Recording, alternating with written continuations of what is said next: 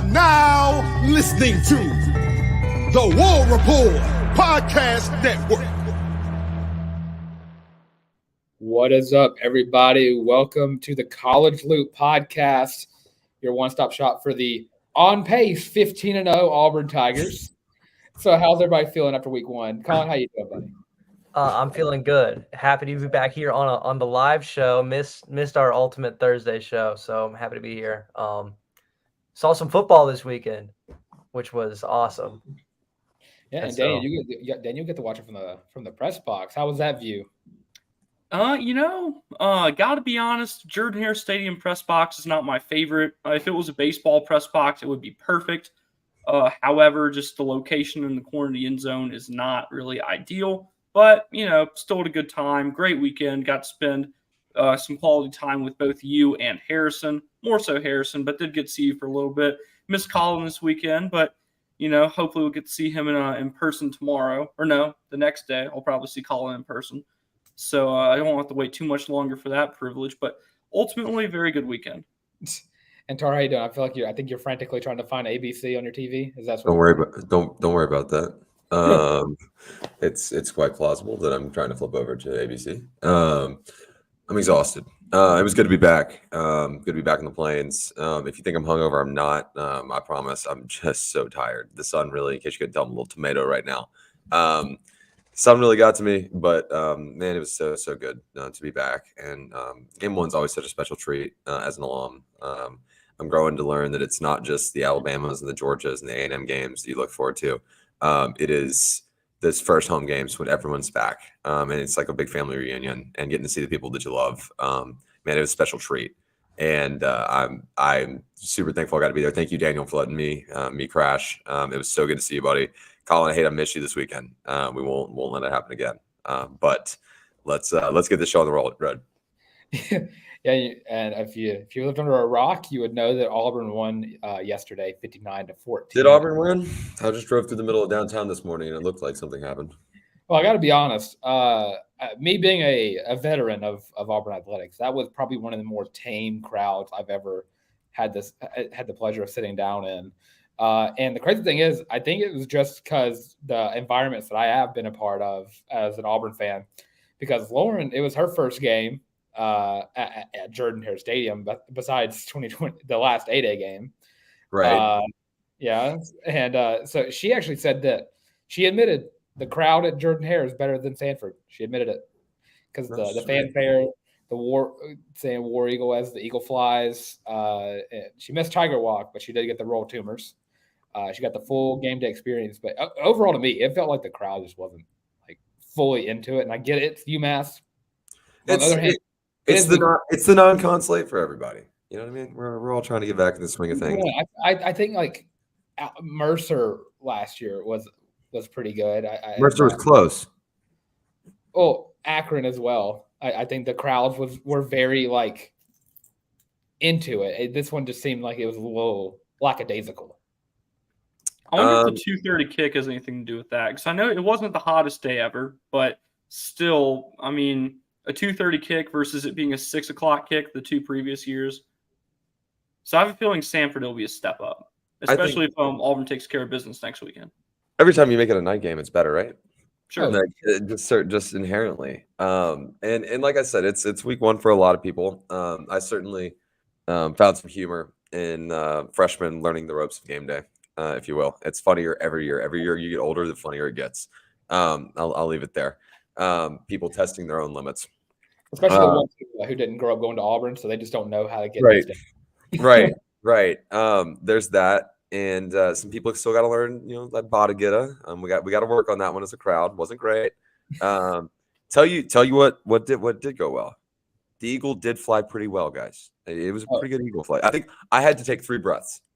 It was a nice long eagle flight. So like no complaints there. Drop it. For those of you guys hanging out with us here on the live stream, let us know your favorite part. Anything funny, any funny stories you want to hear about them that you saw yesterday. We encourage all goofy game day experiences, so please drop those in the comments. I'm here for that. My favorite part of the people that were around me were not as loud as I was, but every time we got a tackle from Larry Nixon or Eugene Asante or Elijah McAllister or Donovan Goffman, my response was always, "Thank you, school, for wasting him. And it was just every time Donovan Kaufman got in the backfield, thank you, Vanderbilt, for wasting him. Larry Nixon, thank you, North Texas. It just all – North Carolina was a little hard to roll off for Eugene Asante because he was just so adamant about being in the backfield. But I got to say, storyline of the game today, and as the president of the fan club, I have to say this. Robbie Ashford scored 3 rushing touchdowns in the second quarter. And I am opening up my campaign to vote him as the Heisman winner of week 1. So go ahead and send him his trophy. He's going to look really cool in New York. Right. I'm going to let somebody else field this one first because I've got some Peyton Thorne comments to rebut with here in a little bit. I mean, I can talk at length about this, but I don't know if I'd go as far as giving him the Heisman, but Robbie looked really good in the sets that he was given. It did kind of upset me just seeing Auburn running the 2 quarterback system. We did end up using 2 timeouts for just not getting the plays in when we would bring Robbie in the red zone. It happened twice in the first half, but it seemed like we got through that. And hopefully as the season progresses, that'll be less and less of a thing. But I was kind of proven wrong about the 2 quarterback system. I saw strengths from both Robbie and Peyton, so it was awesome to see our boys play well. And I mean, Colin, you said that at least they got through it. They got through it 3 times, all in the second quarter. And you can win a Heisman Trophy without throwing the ball. Look at Derrick Henry and Mark Ingram, and the list goes on and on. You can win a Heisman. Devontae Smith, just naming off, sadly, Alabama players who have all won the Heisman in my lifetime that have not thrown a pass. Desmond Howard never completed many forward flat passes. Yeah, Desmond Howard never threw the ball. Charles Woodson never threw the ball. That's right. Tim Brown never threw the ball. I mean, the list goes on and on and on. Eddie George didn't throw the ball for 2 seasons. And he got a Heisman both times. That's true. You're not. I mean, statistically speaking. But I mean, and Robbie Ashford's getting in. I'm pretty sure a lot of people could hear me. Every time Robbie got on the field, I stood up. I was like, "This is my time. This is as big of a moment for Robbie as it is for me." So my roommate and I, Billy Nash, former voice of the intro of the College Loop. You can go and throw Teresa's comment up here. We'll talk about that here in just a second. But I'm going to give Daniel an opportunity to talk about Ashford too. We've decided that there are 3 forms of Robbie. When he hands the ball off, he's just Rob. He's just Rob. When he makes an outstanding play or picks up some yards and does some of those flashy, super athletic things, he's Robbie. When he decides that it's time to go through his progressions, he's Robert. He is no longer Robbie. He is Robert. And that is what we've decided to run along with. Yeah, I thought that for the packages that Ashford was used on and the fact that Auburn ran, I think, a total of 6 or 7 plays. I got to go back and watch film. I think they literally ran 7 offensive plays all game. I thought that I'm not joking, by the way. Like I completely understand. Dead serious. I thought that the sets that we saw so far, and then when Hugh Freeze said after the game that there are more packages that Robbie's involved in, and people were like, "Oh no, wait!" Like, yeah, duh. I hope so. I really hope so. Red Zone Robbie, I like that concept. Guys, I thought Peyton Thorne did what you needed him to do. You didn't ask him to go out and ball out. You didn't ask him to go out and put on a Heisman campaign. You wanted consistency. He's elusive in the pocket. He's tough to get to, and that's huge, right?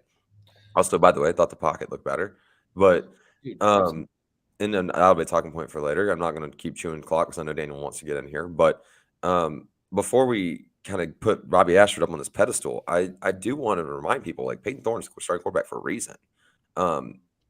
He had good accuracy, and when he had one pass that probably should have been picked and probably taken to the crib. Oh, yeah. But in large, his misses were good misses. Like he's missing in spots where only his guys can get the ball. He in large ran the RPO correctly. Like most of his reads were correct. I was pleasantly not surprised. I was pleased with the impact of Peyton Thorne, and I'll be the one to say it. Like I think there's a clear decision making behind this. So I'll let Daniel go right after this, but I think all 3 quarterbacks played well yesterday. Yeah, sure, I agree. I think Holden slung the ball fine. Daniel, your thoughts? So I'm kind of with you. I agree that Thorne did what he needed to do, and I highly doubt that, or I don't highly doubt. I know we didn't see the full extent of the playbook because there's no need to open it up in a game like that.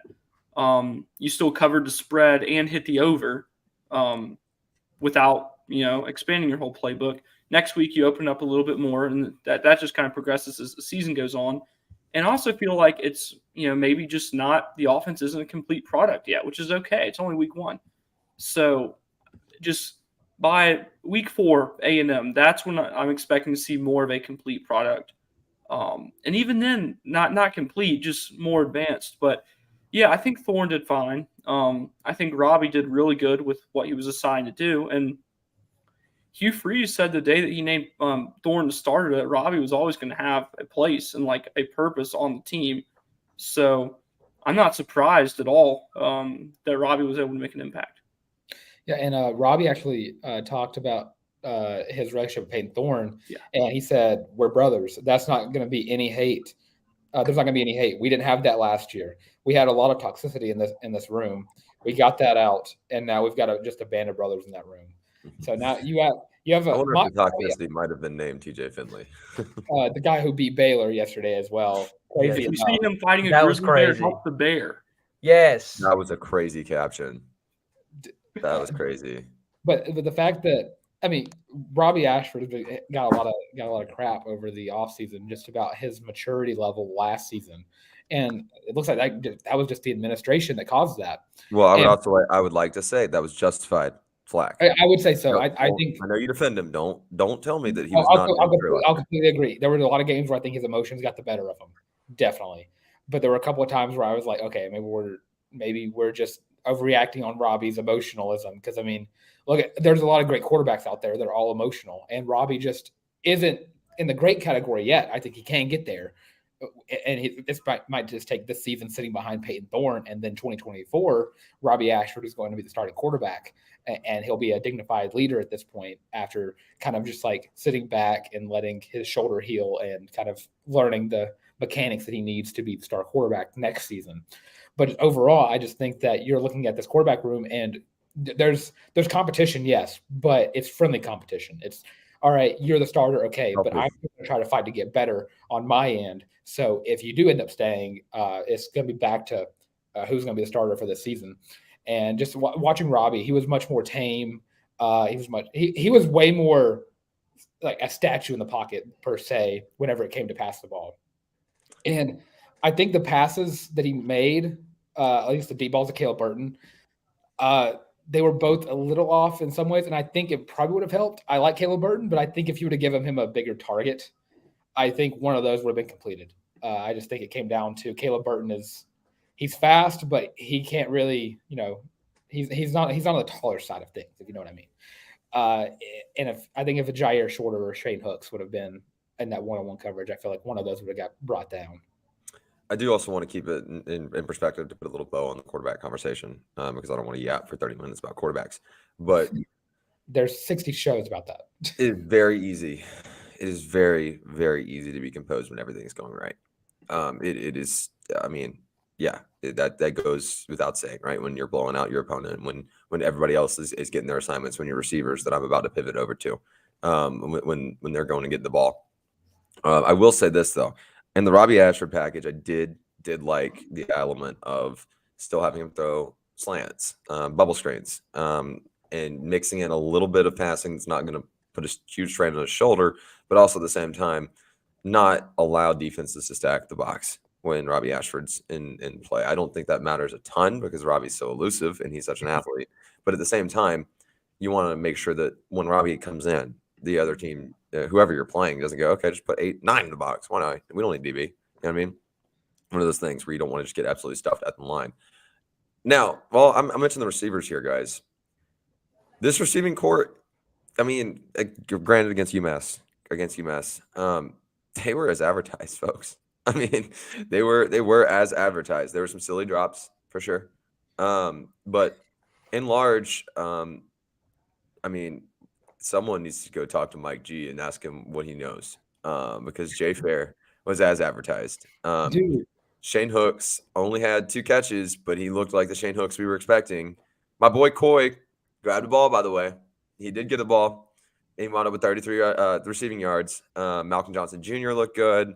Javarius Johnson. I mean, you look around. I think there's only one catch by a running back, and which is fine. I mean, like my simplified playbook, but this receiving group looked competent. That's new. And you bring up all those names up that you just said, and there's some key names that are missing from that. Yeah. And it's going to be a factor of the fact that, at 8A, you didn't want to show too much of the playbook because it was raining and it was gross. And maybe it's the same way for UMass. You don't want to show off more of the playbook. But Rivaldo Fairweather and Luke Deal both didn't see the ball. They came in to run the ball. They blocked. Well, Luke Deal should have seen a ball. Yes. Luke Deal dropped the football that he should have caught. Should have had 3 catches. If he would have went up with that, if he would have thrown up his left hand too on that sideline catch when he just threw up his right hand, that would have been a catch over. That was wild too. Yeah. Daniel, I got a question for you about receivers. Okay.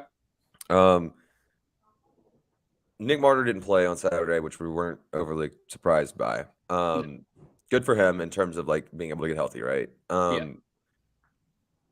Are you a little bit excited that if he's good to play on Saturday next week, like Nick Martyr could have his moment because no one has film on him at Auburn and they don't know how he fits in the schematics? Because I'm a little bit excited.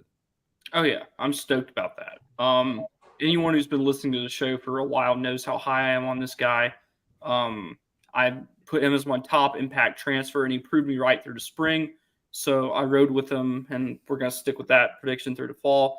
But I'm excited. Opening week, inferior opponent, no need to risk it. But this is a much bigger game this week. Even though Cal's not overly good, I mean, it's still a Power 5 opponent. Well, for now. Who knows what the future holds. But for now, a Power 5 opponent. So, yes, I think that he'll play a big role and definitely make a few impact catches next week. And Cal's defense showed a little bit of weakness last week against the Auburn feeder school, North Texas, as well. So, and that game overall, that we'll have all week of coverage of how we think that game's going to go. Hopefully, get someone from Cal over here as well, if Pacific time actually like fares with us as well. But probably no. Probably, yeah. We'll get John Connolly on the Cal train and get him to be a Cal fan for a week, I guess. Make him go watch him film. We'll put a fake mustache on him so he looks like it. But looking at just put a little bit on the wide receiver room conversation. Jay Fair. I mean, what was the bet Mike G has? He has to get 10 catches in a season. That was the bet. Yeah, that's going to clear it by a mile. That's 5 catches in week 1. It'll be cleared by week 4. Colin, if you want to chime in on the receivers and talk about what you liked, go ahead. But I do want to pose another question to you and kind of look at another skill position room before we flip to the defense side of the ball. Dude, these running backs are so as advertised. It's crazy. Jeremiah Cobb looked great too, by the way. And we didn't know which way that was going to go. It was really cool seeing him play ball. And I think that the mentality, if you're going to play him against UMass, the mentality is we're going to play this dude. We're going to give him football, which probably takes some yards away from other people. If you don't care about stat padding, like we don't here at the College Loop, that's a good thing. I wanted to get your thoughts there, but if you wanted to chime in on the wide receivers, by all means, floor is yours. Yeah, I think the only thing we've left untouched for wide receivers is just the amount of targets that both Jay Fair and Shane Hooks received. Yes. I think it was 8 for Jay Fair and 6 for Hooks. Obviously, Hooks didn't bring all those down, but just seeing the volume of targets they're getting from not just Peyton, but Robbie as well, shows the confidence in those guys. And I can assume that'll stay the same, and hopefully they'll start reeling more of those in. But those running backs, man, got me excited. The fact that we could have 5 like competent running backs in one room is nuts. Obviously, I think every single one scored a touchdown besides Brian Boutte, and you did have Sean Jackson leading the team in rushing on your bingo card, right? Yeah, who'd have thought? Robbie was leading the first half. I was like, that's normal. That's normal. Robbie will score 100, not score 100, but run 100. If he scored 100, that'd be something else. That'd be nuts. Just kind of a side comment on that. Oh, what if Tank Bigsby got to run behind this O-line, man? Oh my gosh. I don't even want to talk about it. I don't want Yeah. to I put think that in he, my I think he mind. gets 1,600 yards. That, How about I the think line? that's that's not. actually an offensive statement, Daniel. I'm angry. I have never seen an Auburn offensive line, no matter who they're playing, just give the quarterback a clean pocket the entire time, or not give up a single sack the entire time. Most that could be just because Robbie Ashford was there whenever the pocket broke down, or Peyton Thorne's got wheels. I mean, I said it absolute- earlier. Peyton Thorne's ability to escape the pocket was impressive. It was very Yeah, impressive. He's a very much loser. I'm just saying, dude's actually quick. Like, and we talk about being like a Jarrett Stidham. Dude could probably run a little bit like a Bo Nix, running wise. I mean, I think he's a little quicker than Jarrett Stidham. That's a And, con. I love me. I'm not comparing him to Bo Nix. I'm saying he can run like Bo Nix. No, you're just saying that Peyton He Thorne did token throw is having 81 fun. points this weekend. Colin, continue your running back debrief, please. Yeah. Well, it's official. Peyton Thorne could be a running back. Is that what I'm hearing? But no. Yes, he could. I think the one that I was most impressed by was Damari Olsen. He came out and showed that he is going to be a very good number 2 behind Jarquez Hunter this season. I think we've got a good two-headed monster on our hands with the addition of a 3rd, 4th, and 5th head whenever we need them. Robbie Ashford. 6, and then obviously our newest running back, Peyton Thorne. So we got 7. So this room is deep. I don't know the deep even begins. I don't know if the word deep even begins to cover it. I mean, every single one of those guys brings something a little bit different to the run game, and a lot of Saturday was trying to figure out who do you use in what situation, in my opinion. And granted, UMass probably not the best sample size, probably get a better idea of that against Cal. But for their game plan, I thought that you saw some special stuff out of everybody. Brian Batiste is going to be special this year. Damari Alston he's going to be a dude. I mean, he is a force. As soon as you get Jarquez's legs tired, then you can be like, okay, hi. By the way, our RB2 is just as good, if not maybe a little bit better. So have fun with him too. Oh, by the way, you can stop him. See if you can stop the shiftiness of Brian Batiste. Also, I dare you to kick him the ball. UMass kicked Brian Batiste the ball to kick off the season. Dude, it is not a matter of if, but when, dude. Because me seeing him actually return a kick in person, I was like, oh, this dude's gonna take one to the house. Someone's gonna slip up, and they're gonna let him, and he might get 1 or 2. And if he catches it, he's gonna take it no matter what. That first one, he was like 8 yards deep in the end zone and took it out. I was shocked when he took that out. Same. But he got to the 40? Yeah. Can we talk about the fact that Auburn's got 2 very good kick returners? Brian Batiste, awesome for kickoffs. Keontae Scott looked good. I mean, guys, he looked really good. When was the last time we talked about a punt returner developing over the offseason before? Last season, I was like, oh, dude, do not kick the ball out of bounds, please, and Keontae Scott cannot touch it. But now I'm like, okay, please, for the love of God, let him get the ball. Please. Yeah, you almost get a little cranky and ill when they kick it somewhere where Keontae's got to field it off the hop or he can't get to it. Like I know people were griping when the one time UMass kicked it over his head. They had not kicked it that deep all game, bro. Even a blind squirrel gets a nut every once in a while. The punter finally got all of that one, but now you're kind of like, dang, I really wish Keontae Scott could have fielded that ball because he had 6 feet of open grass and he can do cool things. I mean, there was one that bounced and he took it like 30. That was one of his better returns. Yeah, I know. In Subway 14, whenever you if you can get the punt returner for a split second, you can back up a little bit and then try to catch it on the run. On the run. Exactly what I see Keontae Scott doing. Yeah, he's back up and just try to get on the run. So improved. And that special teams look great, by the way. I truthfully thought special teams looked great. Kick return coverage looked great. Punt return coverage looked great. McPherson's as advertised.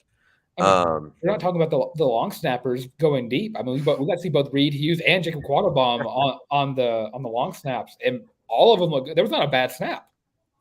Yeah. Imagine, we talk about Imagine Take Bigsby. Imagine Jackson McFadden with this long snapper. Oh my gosh. Oh my gosh. Here we go. You get a bad snap. Here goes Dylan with his wild side plots. We're talking about things that Auburn did really, really well. Daniel, I want to talk about something Auburn did not do very well. Oof. Let's address the elephant in the room, folks. Yeah. This front 7 scares the shit out of me. Yeah. And if you're an Auburn fan, it should scare you too. Daniel, I just need your breakdown here. I know that Auburn only gave up 14, but that group looked rough, especially in run defense. They did. I was not pleased over what I saw. I really thought that UMass's O-line was dominant, which that's not a good-looking unit. So the fact that the front seven struggled with them is scary. In those first 2 drives, they looked unstoppable. I really thought for a minute, like, wow, this is about to be a shootout. In a week 1 game against UMass, Auburn's going to get into a shootout, which is just not a pleasant thought. Right. So I don't know. I'm nervous about, these SEC teams who have, high tempo, fast paced offenses and who can move the ball on the ground. I'm really nervous. I mean, granted, you have a few weeks before you get there, so you have time to improve. But even Cal ran the ball, like, what was it, Dylan? Like 40 times? 56 times for almost 400 yards. Yeah. So that's what you got to go deal with next week. So you got to get better, and you got to get better fast. Well, if there's a bright spot here, Kelder Falk did get half sack, folks. And not only did he get half sack, that dude looked good playing ball. That's another thing. The first sack of the season came from a defensive back. That was a thing that happened, yes. But that was Donovan Kaufman, right? Yeah. Yes. Yeah, who needs linebackers when you have Donovan Kaufman? Thank you, Vanderbilt, for wasting him, might I add. Thank you. Yeah, so they ran 50. Cal had 56 carries for 357 yards against the Auburn feeder school that is North Texas. That's a lot of running the ball. But the thing is, yes, the front seven did look bad. But I will say, after that first drive, there was a much improved look afterwards because UMass got 140 yards rushing, which you shouldn't give up that much to UMass anyways. But they did get over half of that on the first drive of the game. And that was whenever we were like, oh boy. But then if you look after that, I mean, it went, if ESPN will let me like load things, it went touchdown, then punt, fumble, missed field goal, end of half.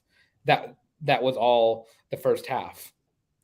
And end of half, that's end of first quarter. Thank you, ESPN, for messing that up. Then you got a pick six start off the second half. But I mean, overall, I think the front seven did look bad, and I think it was more of them trying to figure it because you got different packages every time. Every other drive, you got Austin Keys or Cam Riley as the 2 starting linebackers. Then you would get Larry Nixon and Asante coming in, and the linebacker conversation has always been something we've talked about all summer. I mean, can someone explain to me why it's not using Asante and someone else? Yeah, I wish I had the answer to that. I didn't get it. Eugene Asante was like the only bright spot. The star position, I will say. Yeah, and Donovan Kaufman both are a nice 1-2 punch at that star position. I'll give you that. I'll agree there. But the linebacker conversation, those guys got to get better. They really do. And that front seven, Daniel, I'm going to let him put the ball on the tee for him in just 1 second about a question he asked a certain coach after the game that should scare the shit out of any Auburn fan. And it's really stuck with me ever since he told me about it when he walked out of the gates. But I think that something that you can take if you want a positive spin zone this for me, and you want me to make this feel a little bit better. For the first time in a long time, folks, we saw Auburn make in-game adjustments. In-game. Not halftime, I'm talking about in-game active ebb and flow, right? Between drives. Yeah, throughout the same drive. You saw an immediate reset on the defensive front seven, like we said, on that defensive line, the linebacker core, after the opening drive touchdown for UMass. And every time that Auburn maybe brought out a package or ran a play call that either wasn't executed correctly or wasn't set up in a way that was favorable to their skill set, you saw them go to the drawing board, not at halftime. You saw them do it on the sidelines, and you saw them go back and correct. And like I said, against an opponent like this, that's a little easier to do, and things are going to ebb and flow as the season goes on. But it's being able to roll with those punches and be able to dynamically change things. This is refreshing, something we never saw during the entire tenure of Brian Harsin, something you didn't see at the back end of the tenure of Gus Malzahn. And unless you went to the locker room, things weren't going to change. Way too early to talk about this. Way too early to say that is going to be a permanent fixture. But it is an encouraging sight. Now, Daniel, you spoke to a coach after the game yesterday about the front seven. And I'm going to let you tell the story here and why this should scare people. Can you repeat the question? I'm sorry, you broke up a little bit on me. Oh, you're good. My Wi-Fi is probably the problem here. You spoke to one of the coaches on the Auburn staff yesterday after the game about that front seven. And yeah. he gave you an answer that should, quite frankly, scare the shit out of Auburn fans. I want to hear. I want you to go ahead and tell your story. Sure. So I was talking to a coach after the game yesterday, and I kind of just asked, what happened? It's UMass, 140 yards is a little concerning. He was like, yeah, we just weren't ready. And then I was like, all right. And I just kind of walked off, and I was leaving the stadium at this point, and I just got to thinking as I was walking to meet up with Mr. Harris and Tarr, I was like, what did he say? You weren't ready? It's UMass, bro. You've had all summer to be ready for UMass. And then that just kind of stuck with me the whole night. I was like, oh, goodness. But it really ate at Daniel. He mentioned it a couple of times throughout the night. Yeah, I brought up like 3 or 4. You see a lot of things week one that you're just I mean, it's your first actual game back after the coaching change, the team change. Everything changed about this team but the uniform going into the season. Yeah. And a few Auburn alum that are still on coaching staff, thankfully so. Thank you, recruiting. DeAndre Carter, we're talking about the next episode, by the way, Tuesday, DeAndre Carter. But this is strictly just a recap and a review.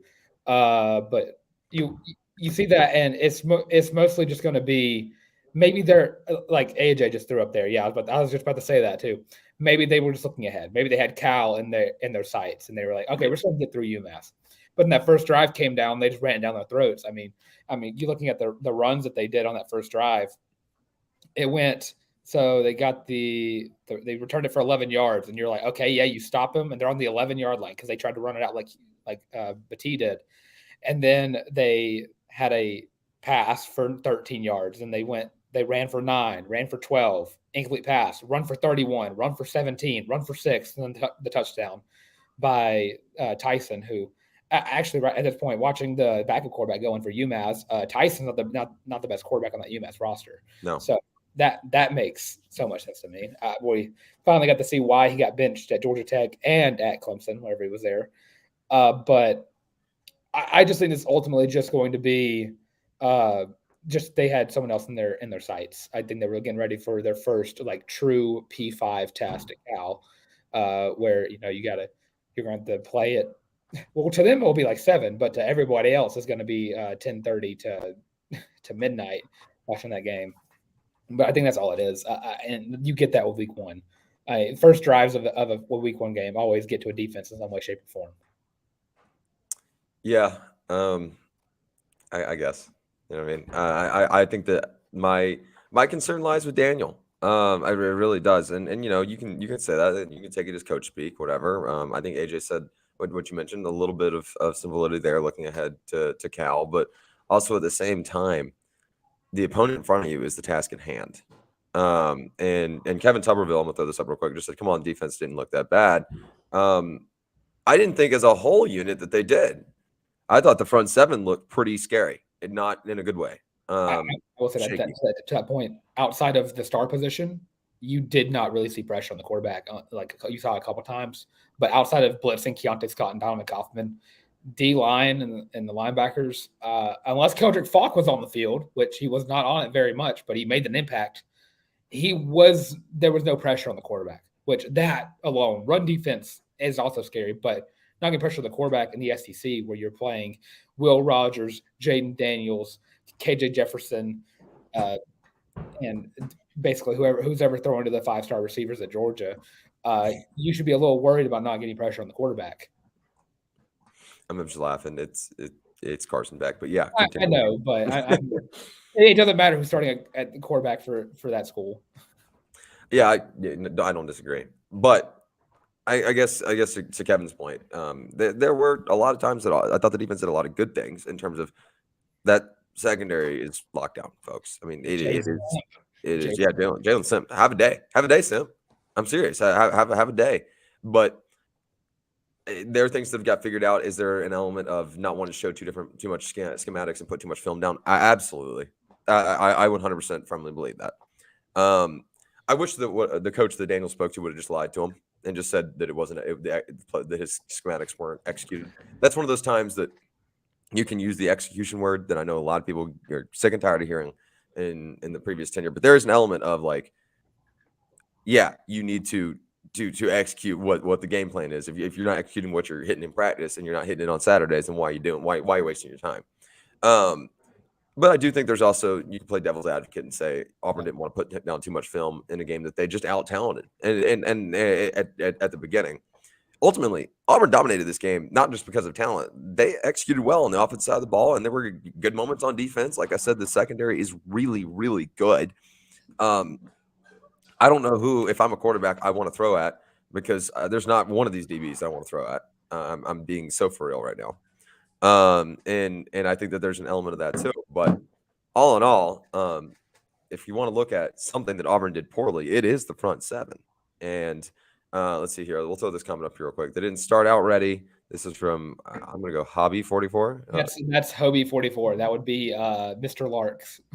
Oh, okay. Excellent. Hobie 44. They didn't start out ready. They realized themselves as they played on-field adjustments was a refreshing change. You're never ready till the first series and drives are complete. There's a lot of validity to that and a lot of teeth there. And I will certainly agree with that. I'm optimistic about this group looking a little bit different next Saturday. I guarantee you they're going to sit in and watch some film they don't want to watch this week, because I can promise you that the things that they did well against UMass will play such a minute side plot to the film they get to watch this week. That's a privilege watch. You don't get the privilege if you don't execute like you should at all times against a lower level opponent. They'll be watching the bad film. And that's where you learn is in the film room. And then you correlate that to the practice field. I will say, when we present our stat leaders, I just want to go and point out that I am in the lead for 3 of mine. Yeah. DJ James PBUs, Jaylon Simpson interceptions, and Jaylon Simpson defensive touchdowns. But I will say, to your credit, Tarr, I did not hear Nehemiah Pritchett's name whatsoever all game, which that's a good thing if you're a defensive back. Lockdown over there. By the way, you guys, this is going to shock if you watched the show routinely. Which, by the way, met like a handful of you guys this week. That was awesome. So nice to meet you guys. So glad that you guys are part of the loop. But if you watch the show routinely, you know how much I love Nehemiah Pritchett. I was eyes on target every time Auburn was on defense. And when I say target, I don't mean who was getting the ball thrown at him. Nehemiah Pritchett played lockdown defense on Saturday. That dude's a dog. And that's all I needed to say about this. A big telling of Freeze for this year is seeing, sorry, I just hovered over it where you can show and then it like blurs over it for a second. It's seeing how this team adjusts from this week to next, even with the win. I think that's big time. Daniel, if you're Hugh Freeze and company, what do you take away from this game in terms of, okay, honestly, if I'm the coach, I'm not focusing on the positives too much. I'm like, do your job. You don't get a high five for doing your job correctly. You get a high five for doing it exceptionally. What do you focus on this week, other than obviously that front seven? What are things you're like, okay, here's where we need to tighten up before we open up this playbook? How do we adjust and look better week to week? Well, you want to reinforce your weaknesses. You need to reinforce the fact that you are not a perfect team and you're not a perfect unit. It's real easy to get caught up in hype. We see it all the time. That's just something that goes hand in hand with sports teams that are determined by the right people to be pretty good. But you just got to stay grounded and you just got to look ahead, and hopefully the scout team can provide some good reps for the defense this week on the ground, because they're going to need it. Agree. Completely agree. If you guys have any questions and you're hanging out with us here on the live stream, make sure you drop those in. Give us your takes as well from yesterday's rout of UMass. And I mean, overall, I think we can. I'm cool to run around and put a grade on this game per head. Let's go overarching grade, offensive grade. Your biggest winner and biggest loser too. Biggest winners and biggest losers of week 1. You mean like outside of Auburn? Yeah, or No. winner. No. I mean, and for the game, like grade, biggest winner, biggest loser of the game. Okay, yeah, sure, we can do that. Mr. Beyersdorf, would you like to lead us off? Let's get your grade on both sides of the ball, overarching grade, and winners and losers. Yeah, so I'd say offense for me, that's a B+, especially just from where we were last year. The amount of improvement that we've already seen in week 1 is astronomical, and it only bodes well heading into the future. Defense, we had some bright spots and some dark spots. I'm gonna say solid C+. They're fighting for that B-. He's fighting hard. And then Emailing overall, the pros and asking if they can round up. Yes, exactly. If you send a nice email, you can get that as a B-. But Target that. Overall grade, I'm gonna say just solid B. Auburn looked promising. but we still have issues to deal with. Agreed. And then what was the second part of that question? A star? Biggest winners, biggest losers. Biggest winner, Jaylon Simpson, man. Two turnovers, and then he came into the press conference wearing a seatbelt, saying like the first thing he does is when he gets into Jordan-Hare is buckle up because that's his car or something like that. I'm sure Daniel was there. He could talk a little better about that. But that's not only was he winning on the field, but he's got the winner mentality, which you love to see. And losers, I don't know, man. We got to do J Sim's dance at some point. All four of us. Yes. I'll hit the dance. I love that. I love that so much. The seatbelt. I'm going to need you to expand here in a second, Daniel. I'm going to hop in. I'm going to throw it over to you. So you guys heard a lot of sunshine pumping from me in the off season. That ends here.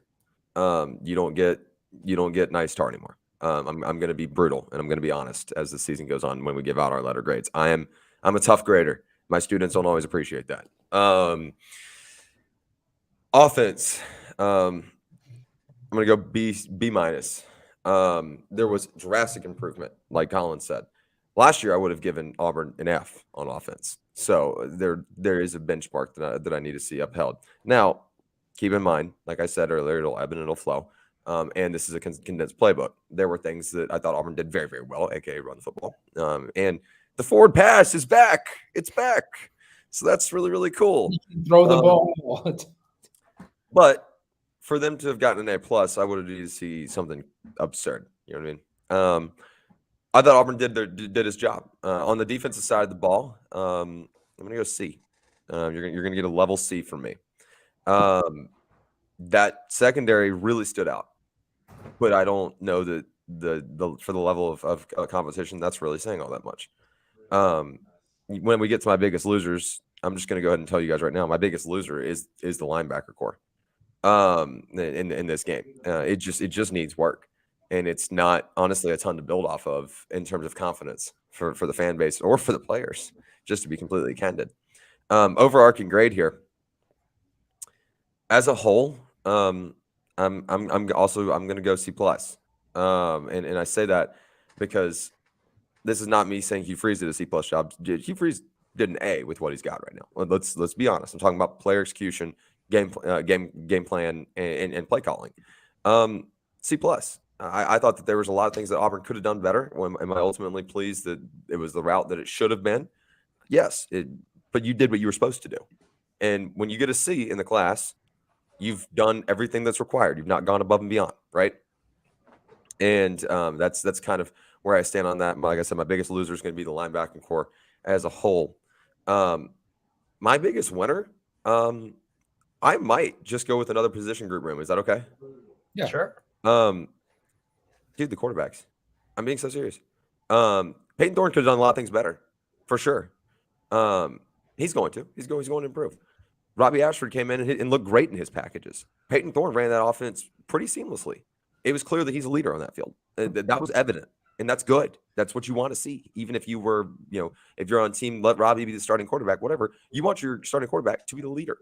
And I thought that the quarterback room did great. The running backs would be too much of a layup for me to give them biggest winner right now. I thought that was beautiful. And large skill positions look like they gelled together nicely. So I'm going to give the biggest winners to the quarterback room. Daniel, your thoughts? Okay. Offense, B. There's some things I liked, a few things I didn't. So B. Also, my high school, I didn't grow up with plus and minus grades. We just got a flat grade. So I don't know how the plus and minuses work, so I'm just sticking with the flat grades. Defense, I'm going to give you a C. Like Tarr said, you did what you were supposed to do. You started out bad. If the game ended after the first quarter, I would have given you an F. But you proved to me that you did some studying, you did your homework, and you turned in the assignments. So C, that's fine. Just kind of individual special teams. A. I will use A++. Special teams were perfect. I didn't see a single thing from any specialist units, from long snapping to holding to, Alec McPherson making all of his PATs. I don't believe he got a field goal attempt. No, but I'm sure he did. Okay. 37 yards. That's right. I remember that. He hit it. So yeah, special teams was great. Play calling, good. Like we've all said multiple times here tonight, it was not the full playbook, and it definitely shouldn't have been. So I feel like that just contributes more to it being a good grade. If there had been like some trick plays and stuff thrown in, like I would have been like, okay, that's not good. If you can't beat UMass straight up, like that's an issue. So yeah, just kind of overall, I'm gonna give it a B on the day. I like it. Dylan, round us out. I'll start off with the overall grade, and I'm sorry, my voice is still losing from yesterday. I lost my voice in the Biggest loser, Dylan's voice. Yeah, biggest loser, my larynx. But overall grade, I would give it a B. And with that being the offense, I'm going to give a B plus. Kind of fighting for it, like Colin said, kind of fighting for an A minus grade though. Because I feel like it was a condensed playbook for what it was, but it was good. They did everything they were supposed to do. Clean pocket. All the quarterbacks played well. The wide receivers much improved from last year, but then again, not hard to do. Running backs played well, played very well even. Sean Jackson did his best Marshawn Lynch impersonation on his way to a 40-plus yard touchdown. He should have driven a golf cart too. That would have been sick. Yeah, it would have been awesome. So I'm gonna give the offense a B plus. Defense, I'm gonna give B minus, and that's gonna be because and then kind of I would give it like an 80, like on the dot 80. Because their ability, they did struggle to stop the run. They did struggle in some aspects of the game, but overall, they did not give up many points, and they showed adjustments that needed to be made. So, and I think to that point, and hopefully Ron Roberts goes into week 2, and kind of looks around who he's not starting. I mean, a look at Keldrick Fox should be on the starting lineup. What is that? It's my roommate's getting loud. My bad, y'all. Oh, okay. I thought it was Tarr for a second, and that gives me the B minus. The defense just showed that they have improved very much. So they just need to work on a little bit more to get like a higher than an 80.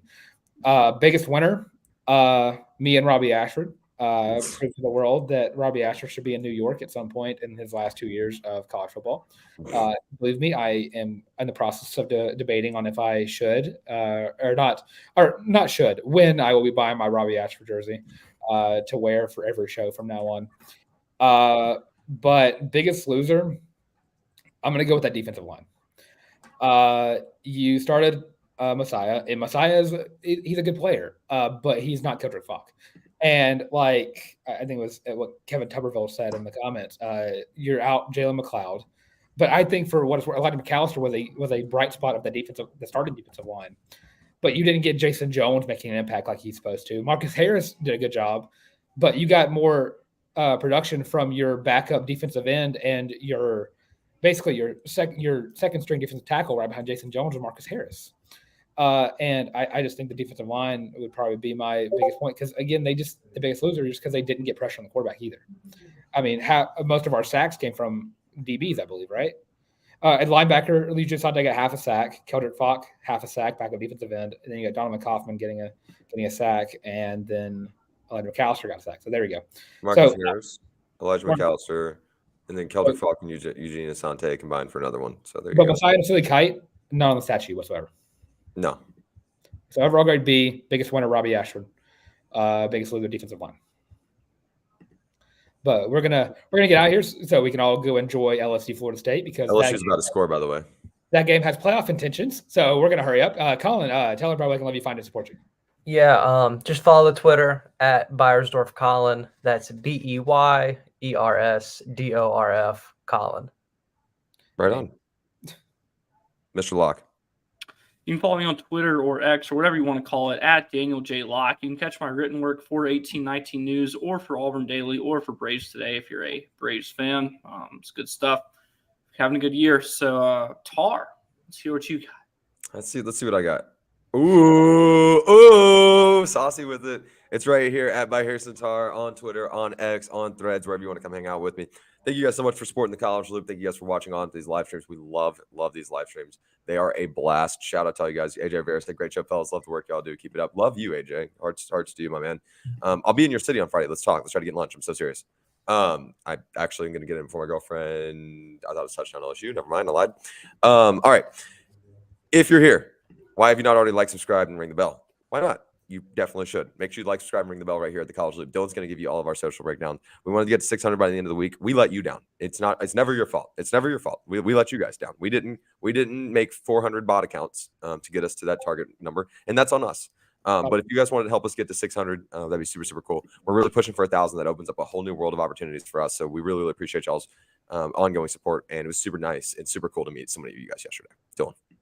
Yeah, and of course, I'm Dylan Larck at YouBoyTheTank on Twitter. I'm going to be talking very fast because I'm not in front of a TV, so I need to be in front of one to go watch LSU FSU.